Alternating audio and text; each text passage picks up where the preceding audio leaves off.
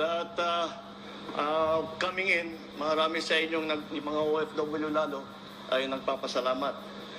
Hindi po dapat kayong magpasalamat sa amin. Kami ang nagpapasalamat sa inyo.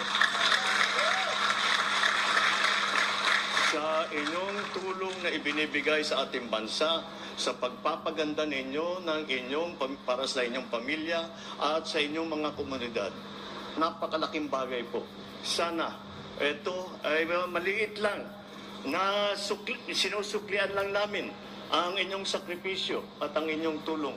Ito lang po, ito ang kaya namin gawin upang pagandahin naman at maging mas maginhawa ang mga buhay ninyo. Dahil alam naman namin, buong buhay kayong nagsasakripisyo.